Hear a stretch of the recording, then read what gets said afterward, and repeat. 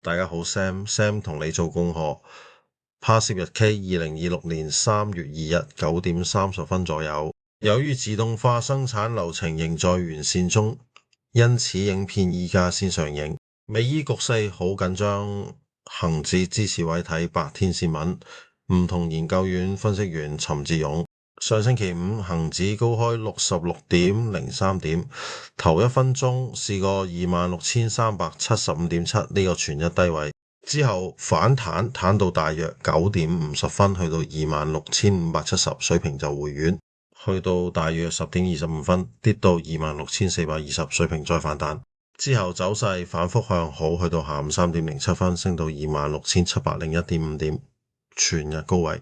之後又回完全日波幅325.8點，恒指收報26,630.54點，升249.52點，升幅0.95%，成交金額2,884.2億元。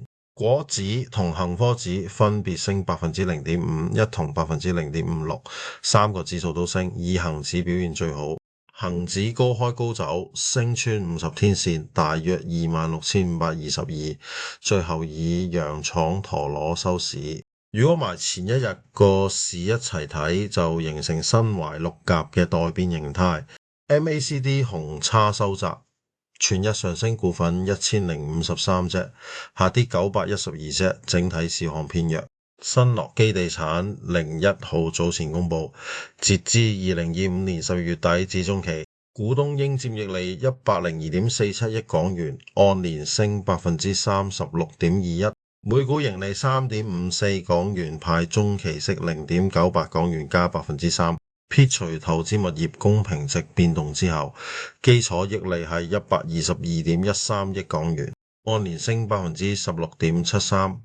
每股基礎溢利4.21港元，收入527.05億港元，按年升31.98%，新地升7.117%，係恒指成分股入面升得最多。部分香港地產股都跟住好，恒隆地產0101同長實集團1113分別升3.842%同3.579%，匯控0005同友邦保款1299分別升1.586%同2.479%，係帶動恒指向好嘅其中一個動力。美國1月最終需求生產物價指數高過預期，反映通脹有升溫跡象，再加美伊局勢緊張，對美股三大指數唔多有利，夜期同 ADR 都跌。預料恒指走勢偏軟，支持位參考100天線，大約26,327。另外，避險資產例如金銀同石油可能會再受追捧，可以留意下。信號股以下股份喺金融資訊系統出現信號，只供參考。德林國際1126、江南布衣3306，筆者係香港證監會持牌人士，冇持有上述股份，以上純屬個人見解，不構成投資建議。